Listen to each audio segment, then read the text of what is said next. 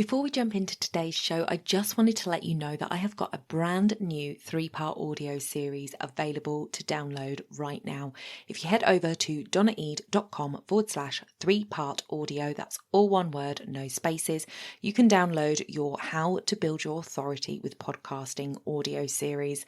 This is going to address guesting and hosting. So if you're interested in either of those and you want to know how to build your authority, head over to donnaeade.com/3-part audio. The link will be in the show notes. You're listening to the Mindset and Action Podcast, the place to be to grow and streamline your business. I'm your host, Donna Eade. Let's jump into the show.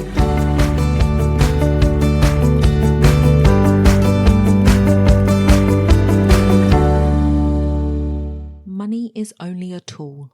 It will take you wherever you wish, but it will not replace you as the driver. Ayn Rand. Welcome back to the podcast, everyone. I have a guest with me today, which is always a fantastic episode. Sarah Brill is with me. She is an amazing woman who knows a lot about money. And we all know that if you're in business, you need to know about money. We need to know our numbers, guys. So I'm going to let her introduce herself. Welcome to the podcast, Sarah. I'm so happy to have you here today. Hi, Donna. Thanks so much for having me. How you doing? All good, all good. So tell everybody a little bit about who you are and what it is that you do and how you got into what you do.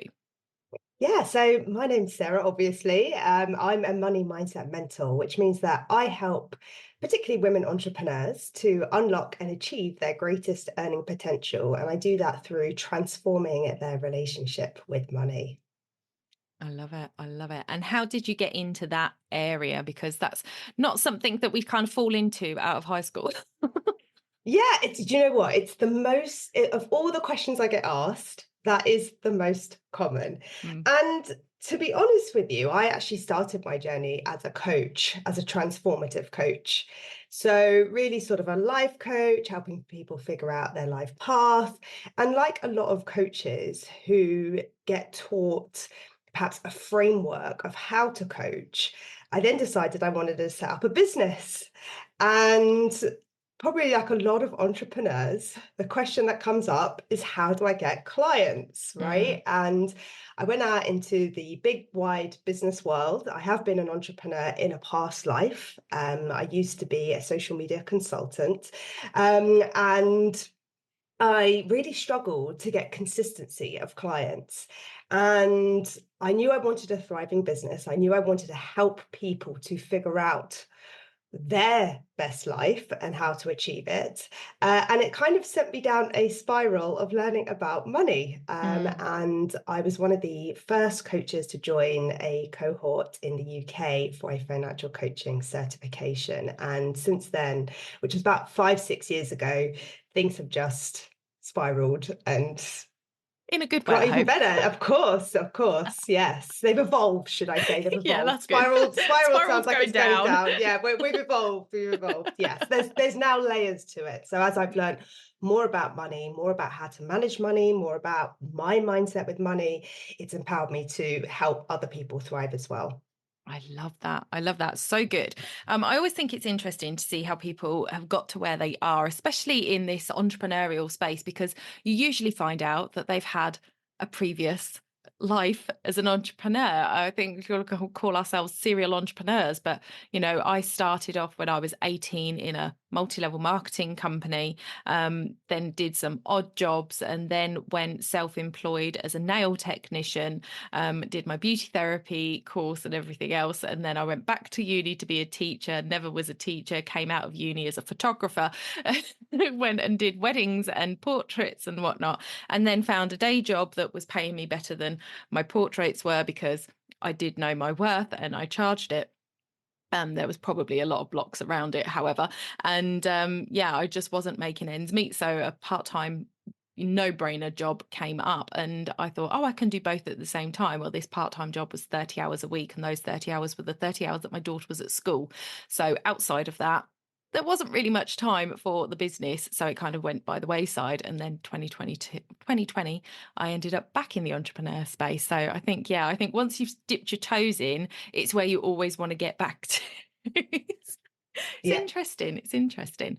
Okay, so we're going to be talking about mindset today, particularly money mindset, which is, of course, your expertise.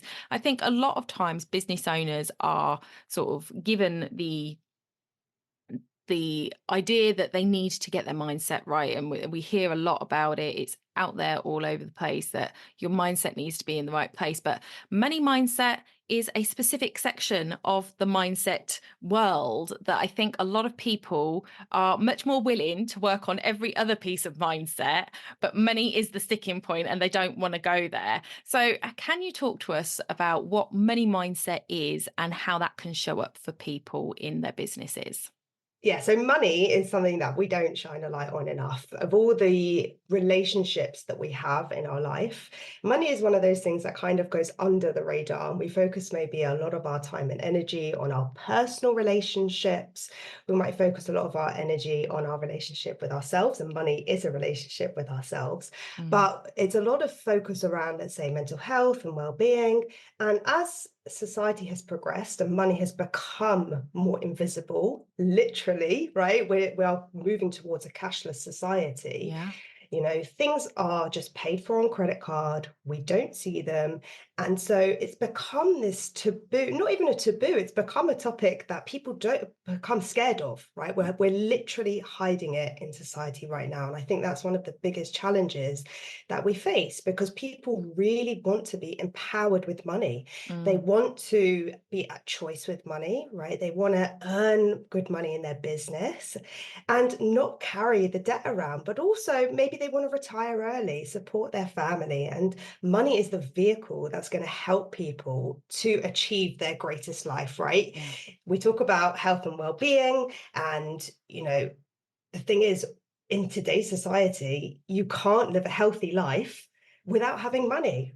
true. The most expensive things in the supermarket are healthy products. Yeah. And so, in order to look after ourselves, and pay for yoga sessions and pay for personal trainers and all of those lovely things, personal development, whatever's important to you, money is the driving force behind that. And I think that's why it's so important to shine a light on this conversation. It is. It really is. And so when we're looking at, um, and you're talking about talking about how money is sort of disappearing from our eyes at the moment. It's so true. I remember when I was a kid having my piggy bank and I would tip it upside down and I would sit there and count it all the time. Like it didn't even matter if I hadn't got any money in it. If I hadn't counted it for a couple of days, I wanted to sit there and count it. I was fascinated with it and I've always been that way. I've still got a jar upstairs that's got money in it, which I will go and count every now and then to see if I can I can't afford a remember new your set of nails. archetypes. um I can't remember what the archetypes are, but if you said them, I could tell you which one I I was. might connect with this one. Yeah. um I can't Accumulator, remember off maybe. the top of my head. I'm an accumulator. I know that one. So whatever that was, I was definitely in there accumulating. Yeah, absolutely counting it up. I want to know how much I've got. So that's who I am. And I'm very much a numbers person, but I know that I have blocks around receiving money. So as much as I love counting it, I love budgeting, I love projecting and all of that stuff. When it comes to the actual exchange, it's a lot harder for me. And I think a lot of people are like that. But other than, just that clear cut, I've got an issue with people paying me money, and that's not great as a business owner. What other types of things, how does it manifest this money mindset issue? How can it manifest? What types of things will you see your clients coming to you going, no, it's not really a money issue, it's this. And then when it boils down to it, you're like, no, actually it is a money issue. Yeah, and this is a really interesting point because I think even before I became a financial coach, what I thought I needed was a business coach, Mm, right? I thought I have a business problem. And the truth is that what I teach is a framework around money. I don't have a cookie cutter approach, which wouldn't work on me anyway, because I'm a maverick and I love to rebel. If someone tells me to do something, I don't listen. And mavericks are all about taking high risk. So what I teach is a framework, right? And there are strategies within finance that people need to understand. 100%. So that's things like budgeting, it's things like investing, it's things like understanding paying off your mortgage and your bills and all that kind of practical stuff. But how it might show up for people is, as you said, people might tell themselves, I love what I'm doing, but it's not about the money. I'm not doing this for the money. Or if I want to make more, I'm going to have to work harder. And so what people do is they work harder and harder and harder, and then they get to burnout, right? And then Mm. the target moves and we keep chasing this moving target. And what happens is we never feel fulfilled because we're always searching for more. We want the latest iPhone, the latest trainers, the new laptop. We want to go on holiday. And Yeah. there's all this feeling of just not enoughness. I don't have enough. And I even have it myself, right? And particularly as an accumulator, scarcity, if I'm not in alignment, shows up for me. And as a ruler as well, I'm always moving the goalpost. I'm always chasing something. And so that can create this energy of, I've got to work harder, and what I have right now is enough. The Mm. other thing that maybe show up for people is they might think to themselves, well, and this might be a deep rooted belief that they think they can't make more than when they had a job, right? Maybe you think, well, there's some kind of security or stability there or a value that you offer to a specific company. And a lot of people might even have the fear of not thinking they can handle it if it actually gets bigger, right? We have all these big dreams and it feels so far away from where we are right now that it becomes this huge thing. Then we start telling ourselves all these stories and all these things. I grew up and I don't know about maths and I don't know how to price my strategy properly. And I need a business coach and I need to start posting on this channel. But the truth is, there's so many ways of doing business, right? There are successful businesses that aren't on social media. There are successful businesses that just do advertising. Mhm. So my belief is there is not a single set strategy that is going to help people get to success. What it is a framework of understanding and noticing how you operate with money so that you can overcome those challenges. So I think it shows up for people in different ways. Yeah. And that depends on your relationship with money, how you're brought up with money, and your inherent nature, Mm. right, with money. Yeah. It's a fascinating topic, and I wish more people were sort of as fascinated as I I am about it, because it, the more you know, the better you can do. And that's not to say, I know that I have issues, and I certainly, Sarah's got a masterclass coming up, and I think it's probably going to have happened by the time this episode goes out, but I am on it because I know that I have issues, but I am always putting money in front of myself in some way. So I watch Ramit Sethi's podcast all the time Yeah, and listen to those people, and hearing those stories where you might think, oh no, I haven't got any money mindset problems. My childhood was fine. My parents did their thing. We didn't really talk about money, but so I have nothing either way. And then when you really dig into it, actually, our subconscious is so, so powerful. And that's something that's sort of really come out over the last 12 months for me, is realizing how powerful it can be, that something as simple as one sentence that somebody said to you when you were a child can actually have had an impact on how you are now, because we're so impressionable as children. So yeah, it all yeah. kind of starts back then, and it's really interesting to look at. I was going to say, I said something the other day, right? Even as a money mindset mentor, I have a very active social life and I went out a lot. And I was over the last couple of months, right? It's been Christmas, New Year, etc. And I love to go on holiday. Last year, I went to go see the pyramids. I went diving. I did a lot of stuff. And I thought to myself, I said to a friend, I'm broke. I said to a friend, I'm broke. And she turned around and said to me, so you call yourself a money mindset mentor? But that's the thing. Sometimes we catch ourselves saying things, even though I'm not broke, right? And I Mhm. know I'm not broke. And actually, Yes. I'm very successful in what I do.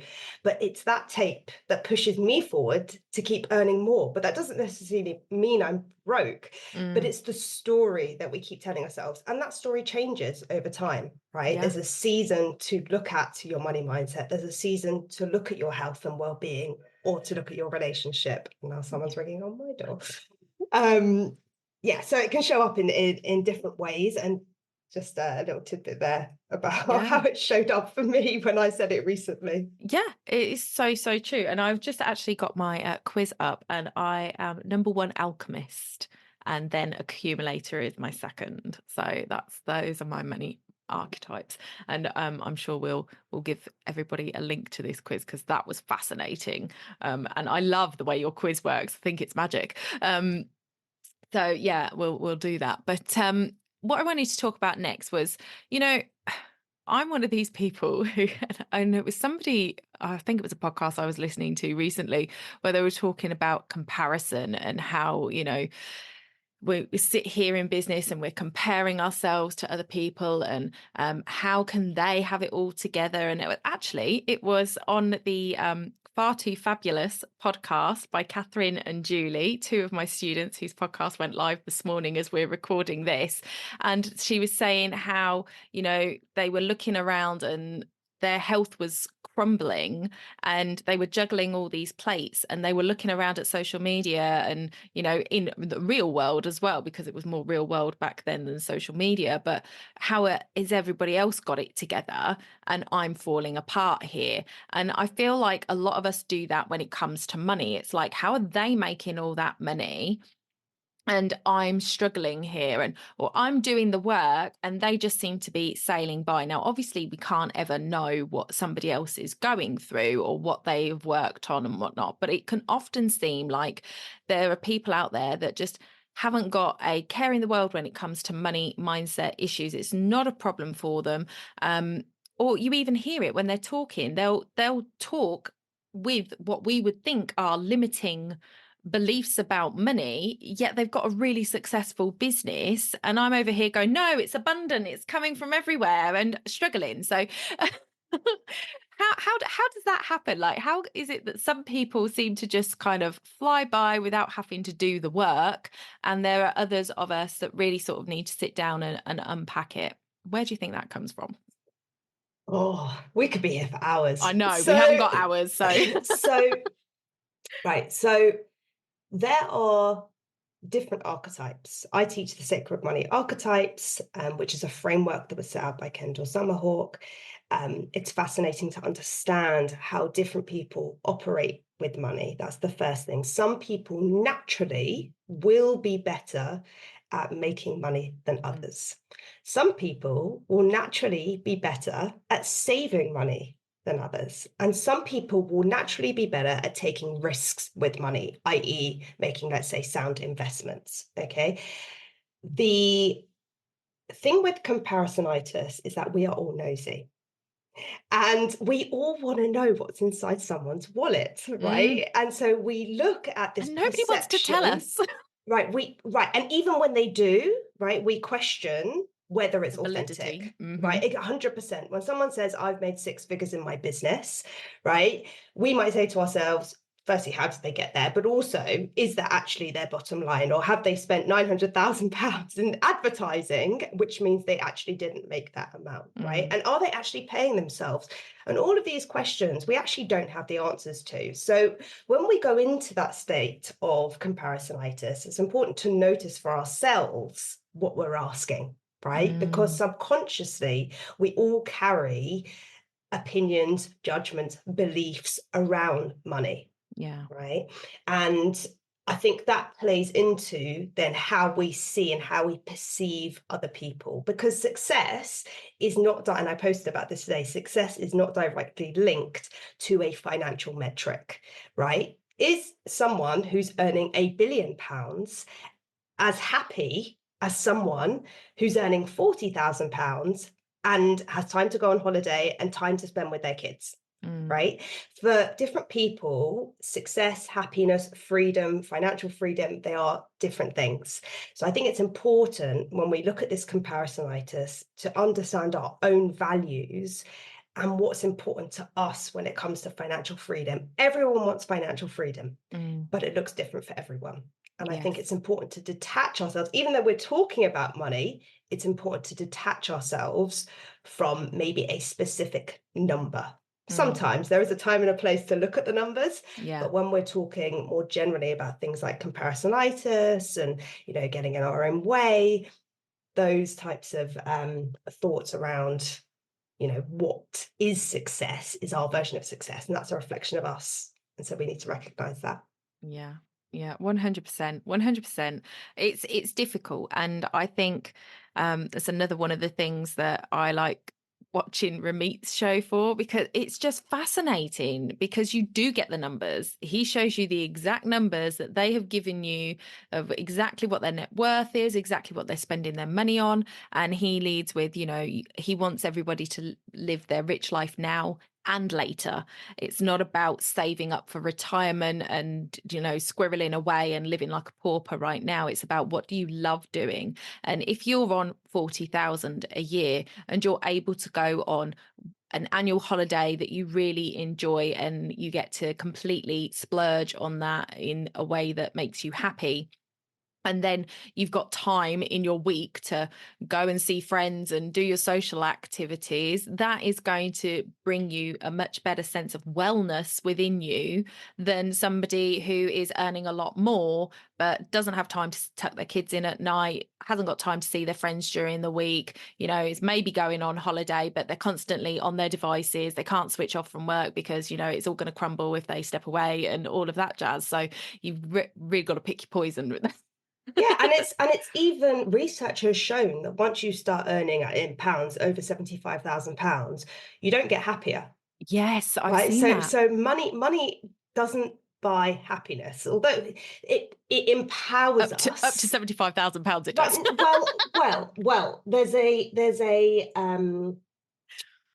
an idea that when we are generous and when we are giving back, right, to a bigger cause, Mm, whatever cause it is that you believe in, whether there's a specific charity that you donate to, whether you take a day off work in the afternoon or, to go and volunteer, right? How we spend our time, how we give back is very important to our sense of fulfillment. yeah. And so there is an idea that once we get past a certain point financially in our income, it doesn't bring happiness because we've already bought, so to speak, what will bring us that happiness, right? Once Mm, we've prioritized our own needs, our retirement, maybe our partner's retirement, maybe our kids' education, paying off the mortgage, all the practical, lovely things, then we can start shifting and looking at the lens of how can we give back. And that's not to say if you earn less than 75,000, you can't give back in some way, right? But it's mm, about understanding what purpose and what's driving you so that you can give back in a certain way, because there is a sense of fulfillment that comes with that, for sure. absolutely. Absolutely. Love it. Okay. So when we're looking at our money mindset, um, and we haven't got a money mindset coach yet, and I would highly recommend you connecting with Sarah if you're listening to this. We will link all of her stuff in the show notes for you. But what are three things that we could potentially sort of start doing now to work on our money mindset that's going to help set us on the right path to discovering where our blocks are? So the first thing that you would need to do is to set yourself a tangible goal. Set yourself a tangible goal, and not just a number, not just a vision, right? We all want to dream big, Mm, but we want to attach a number to that, but we also want to be aware of how we're going to feel when we have that thing, right? Early retirement, going on holiday to Bali, whatever that looks like, buying the nice car. For me, I love scuba diving. Scuba diving for me, I'm very passionate about the oceans and sustainability. So for me, working on conservation projects is something that I love to do. And I know that I'm helping the environment in some way to do that. So for me, that's something that's very important. So understanding your goal and why you're doing what you're doing is very important, because what happens is we get told all these things about money, as we've said, when we grow up. And it's not that we don't have the ability to get there, it's that we're taught that we can't get there. And so we have to rewire ourselves. So the second thing is to start noticing. Once we've set the goal, is to start noticing what's getting in our way and what's coming up for us. And this might be like really, really subtle things. It might be like the tiniest thing that goes under the radar that we don't notice. We're human. We all have blind spots. We don't think about our money mm, mindset. So we say, okay, I'm going to up my fees this year. And then the next thing we're going, oh no, Oh no, everyone said no. Everyone said that they can't afford it, so I'm going to discount my fees. Mm, And we put the price back down. But really, we should be holding our value, right? And keeping our set fees, and then saying to ourselves, well, what's coming up for me that's stopping me from charging that amount, rather than saying, well, I'm going to drop it for everyone else, because that's when we lose our power with money.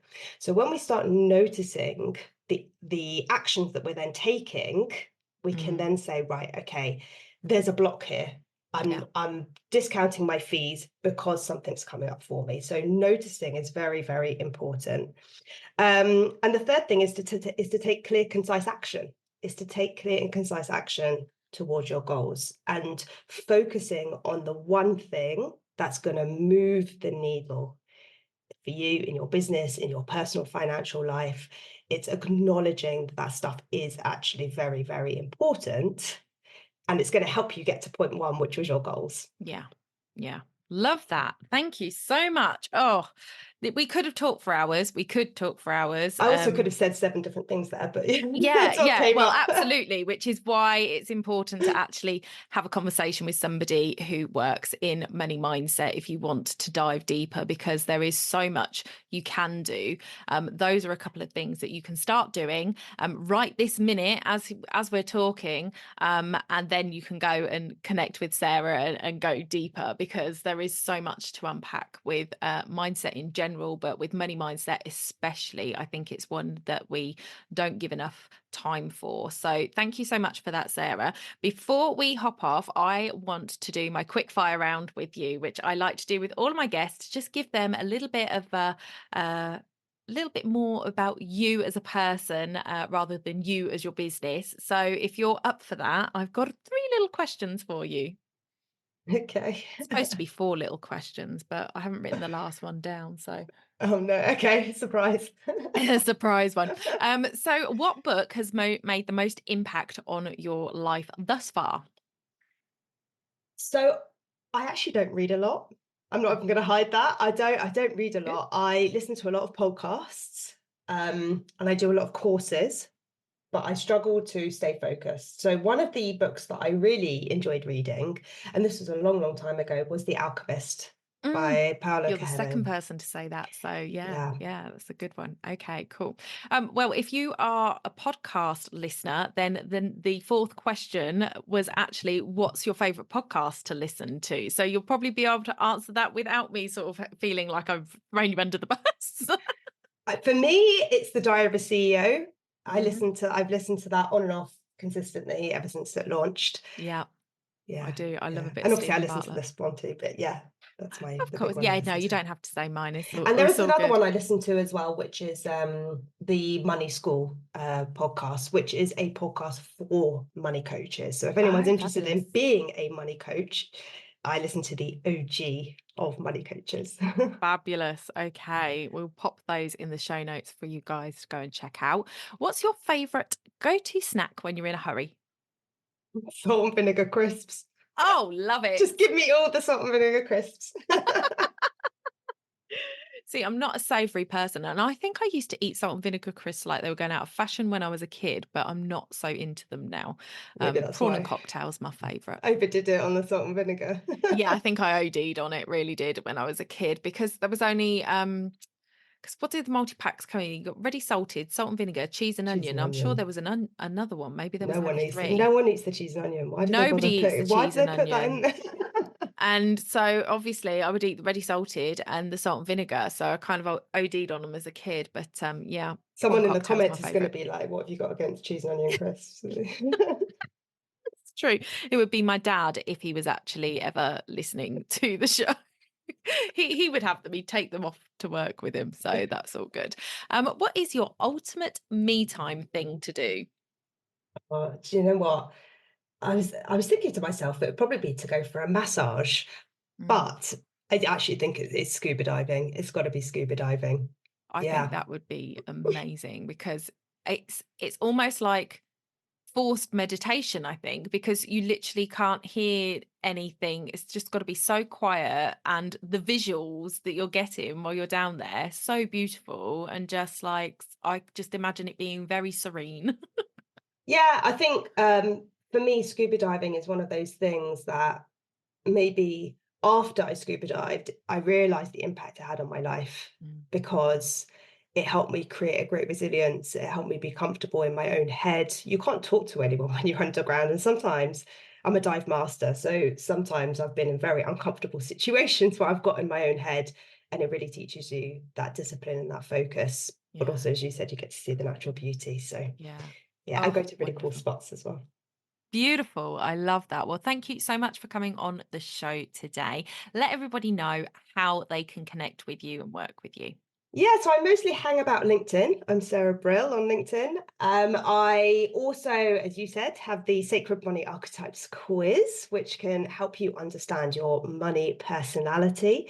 And that's, I believe it's sarahbrillcoaching.co.uk/sacred money archetypes, but we can put Well, a it'll link be in the somewhere. show notes. It'll be in the show notes. We'll have a good link for you guys. So do head over to the show notes so that you can take that. Yeah, I'm on Instagram as well, but Fabulous. Okay, well, that is it for today, guys. Thank you so much for your time today, Sarah.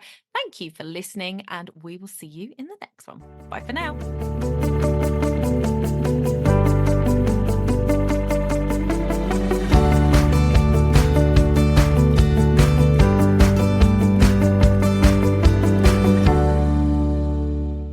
If you're looking to build a deeper connection with your audience this year and you're a passionate business owner with a message to share, then I would love to help you do that via podcasting. If you're interested in starting a podcast this year, head over to donnaeade.com/apply to register your interest today.